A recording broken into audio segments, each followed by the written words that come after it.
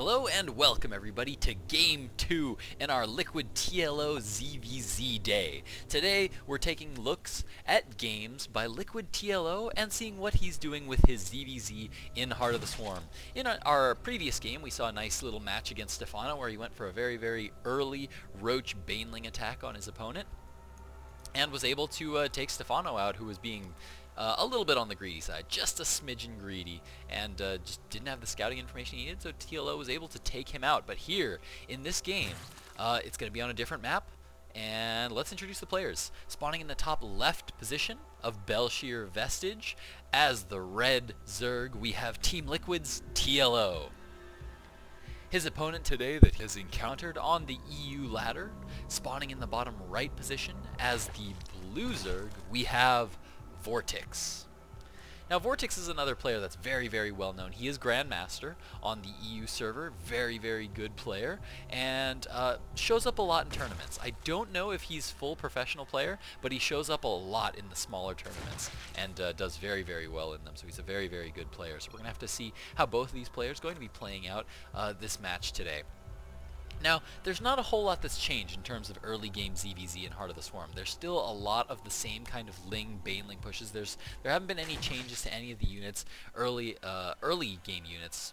Nothing that would indicate or prompt any kind of change in the matchup. So it's still, we're seeing a lot of this hatch pool or pool hatch openings just into Baneling, usually a little bit of light pressure, as there's a little bit of that back and forth Baneling attacks going back and forth, where both players just trying to gain a small economic advantage as they can going into the mid game, trying to squeeze in upgrades here, squeeze in a couple extra drones here and there as they continue to just kind of push back and forth on each other. Now, both players did manage to go for a 15 hatch in this game. Both players' hatch timing is absolutely identical, and TLO followed this up with the 15 spawning pool as well. In the base of VortiX, however, we had a little bit of a variation here from VortiX. He went for the 15 hatchery into a 17 gas and then a 16 spawning pool. So basically 17 at 17 supply, just went right for a gas and then immediately for that spawning pool. And this is going to mean that his Zergling speed is going to be done quite early when compared to TLO's.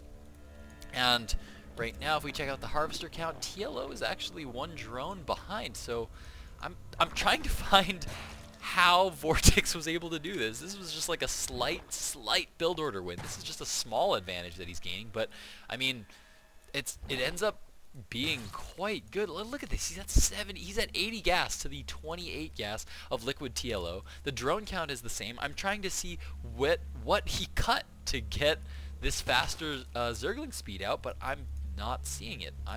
This is actually just a really nice little clean build order here from VortiX that he has discovered that actually gets him this Zergling speed much faster. Notice his Zergling speed's already at 20 seconds. TLO hasn't even been able to start his yet. His is going to be starting here pretty soon. And VortiX actually going to be able to start a Baneling nest here very soon as well. As we can see, also 4 minute and 30 second, another gas geyser is going down here. This is actually quite a nice little build here. Now we do see the double queen now coming down. Did the queens come out earlier? Looks like TLO did manage to get out a queen a little bit earlier than VortiX. So he did manage to get off one inject that's going to be slightly faster, but I mean, I would take this Zergling speed over that any day. Having that early Zergling speed does such a good job of getting that early map control. As we can see, both players nearly identical. TLO just a little bit up because of that. I think because of that one inject that he was able to get in over his opponent. But I think VortiX is going to be able to equalize that since he got out 2 queens and was able to inject both his hatcheries right away. Now, double evolution chamber coming down here for VortiX. This indicates to me that VortiX is just going to be relying on lots of speedlings early on. He's going to go for a +1/+1 upgrade and then just rely on pure speedlings. No banelings. He's not going to deal with any banelings because he just doesn't have the gas to support it. But in the base of TLO, we can see he's going for a much more standard style of play, getting that spine crawler up, being nice and defensive, getting up the baneling nest as well while he just continues to drone. So he's being very defensive here. 2 banelings going down right now. Nothing excessive from TLO. TLO. Now there is an Overlord here that is spotting these Zerglings that are moving out from VortiX. He did see the speed that is now complete here. TLO's speed is not as just completed, so his speed is done as well, and it looks like he's going to try to stop this from going down. Looks like one drone is going to come down, is going to go down there for LiquidTLO, but oh, nice Baneling hit there from TLO as he manages to pick up the rest of those Zerglings. Now if we check out the harvester count right now, we can see TLO's a little bit up, 40 harvesters to 38. That's because of the TLO was a little bit more cost efficient when it came to that little fight there, and it looks like VortiX just going to be taking a third here, and it looks like TLO is actually going to be preparing to take a third of his own, possibly? No, looks like no. TLO is just going to be going up to taking all 4 of his gas geysers. Notice only 2 gas geysers so far for VortiX, but we're seeing a lot of lings now coming out here from VortiX, and it looks like he's going to try to force a cancel on that third, as he's got some lings already moving across the map, and he's got a whole lot more on the way as he takes this third of his own. Now he's moving in here, and TLO has got a few banelings here that he's making because he saw those lings coming, but I think that VortiX might actually get this cancel off as these banelings are still far away. Oh, one baneling is coming in here. Nice little split off there from VortiX, though. As now he's still got 4 lings targeting down that, and there's a whole lot more lings now coming across the field here for VortiX as he's going to force a cancel on that, and now TLO being forced to have to pull back, and oh no, TLO losing a whole lot of banelings there, loses 2 banelings there to just 1 ling. That is not an efficient trade. If you're going to be trading banelings for Zerglings, an even trade will be about trading 1 baneling for 2 Zerglings. That's about trading even, but even there, it's not the best scenario. You definitely want to be trading for more than that. Now TLO is going to be going for this counterattack as his lings going to be moving around this the southwestern path, but VortiX sees it and he's pulling back with all his lings to be able to deal with this, and it looks like TLO, yeah, it's just going to have to be forced to pull right on back, and now VortiX has established a third base that TLO does not have, so TLO is not in a good position here. Now he's just going to be pulling all the way back home with those lings, and in the meantime he's morphing in some banelings back at home, and he's now up to full 2 base saturation, which VortiX is just now starting to get up to as well. TLO had it a little bit earlier here, but now we can see that TLO has started to research his centrifugal hooks, and he does have the Spire on the way. So both players sitting on lair tech. Infestation Pit is going to be the tech of choice here for VortiX, and both of these lings just continuing to dance around the map. As TLO looks like he's not going to be opting to go for that, and with this Overseer coming in, though, he does see that Spire going down here. There's a bit of a fight going on here on the front as VortiX is losing a whole lot of lings at the front. If we check out the units lost tab, we can see TLO's actually lost a bit more than VortiX, and notice VortiX starting to mine a little bit. He's squeezing in a drone every here and there. He's making a lot of lings, but every now and then he's squeezing in 1 drone there, 1 drone here to be able to start to mine on that third, because he's going to just slowly be able to rack up an advantage over his opponent. Now, looks like on the way we do have 8 Mutalisks on the way for TLO, 9 Mutalisks now coming up here, and so spores going down all over the base inside VortiX's base, and this is the first place where we're seeing a Heart of the Swarm change. This is actually a big deal because in Heart of the Swarm, one of the things, not that changes, oh, big Baneling hit goes down there for LiquidTLO. Notice he's having to use 2 Banelings to kill Zerglings now, because these Zerglings are +1/+1. This +1 Carapace means that your Zerglings can take 1 Baneling hit. They can survive 1 Baneling hit, which ends up being a huge deal in these Zergling attacks. Now it looks like TLO trying to get very aggressive here, still hasn't taken another third of his own, continuing to try to deal as much damage as he can to his opponent, trying to get his opponent back on that back foot. Like I was saying earlier, these Spore Crawlers have been buffed. These Spore Crawlers deal huge amounts of damage now to these Mutalisks. These versus Biological, they deal 30 damage. A Mutalisk has 120 hit points, so with regeneration, it takes about 5 hits for a Spore Crawler to kill a Mutalisk, and this is a huge difference as to what it used to do. But this Zergling's coming forward before everything else and starting to take down those Spore Crawlers, and it looks like he's going to get one. He's going to go for the other with these as well, and there's not a whole lot that VortiX can do against this because all he has is lings. All he's got is lings, and TLO continuing to deal a whole lot of damage here, but he's pretty much all in at this point. Oh, nice fungal growth goes down, but manages to miss the Mutalisk.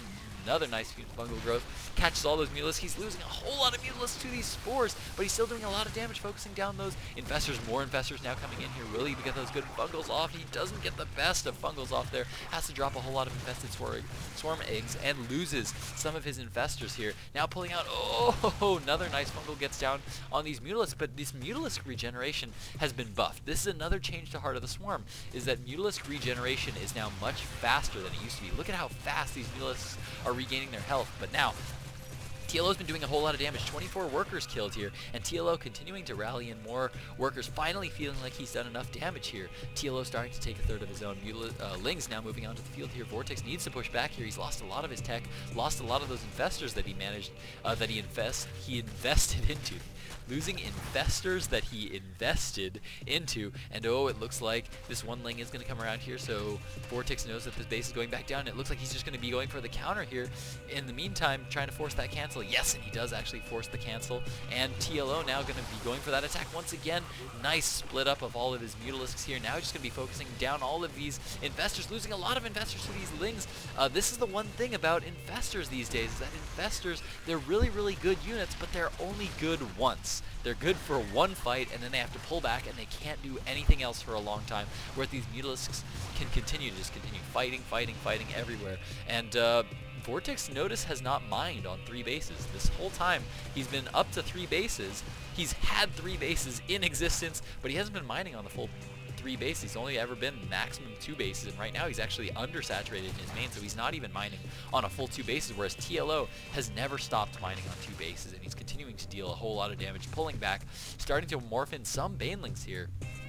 So he's doing a fantastic job. VortiX just trying to keep up in food supply. 70 supply to the 93 of TLO, and he's way down in workers right now. TLO is up 43 to 31. This is a huge deal, and TLO is just not giving him the chance to come back into that game at all. TLO moving in right now to pick off a queen. That is a huge deal. He's going to be losing some injects there, keeping all these Mutalisks alive, and oh no, more infestors going down here, and it looks like TLO is in a fantastic spot to take this game. Oh, nice little fungal growth goes down there, though, and it looks like it's not going to be quite enough as TLO is continuing to stream in more Lings across the map, starting to take another third of his own, and these Mutalisks are all still alive, and the well played comes down from VortiX. Beautifully played game there from TLO. Honestly, I didn't think TLO was going to win this game. After VortiX forced that cancel on this third base, and VortiX was just applying that constant Ling aggression, I thought for sure TLO, even with the Mutalisks, would be pinned back. This is a style that we see a lot.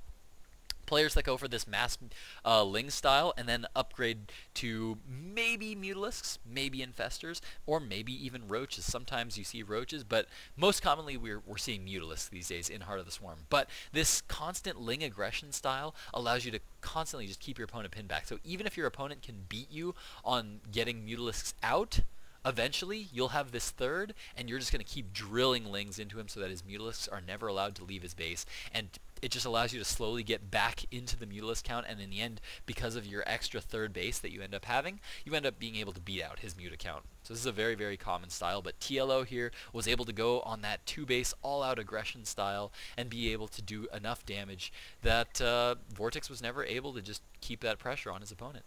It's a fantastically played game here by TLO. Tomorrow we're going to be checking out some more games of LiquidTLO, so be sure to tune back in for that. Thanks so much for watching, guys. Also, hit that subscribe button. Hit that like button. I like it when people do that. Thanks for watching, guys. Glitch out.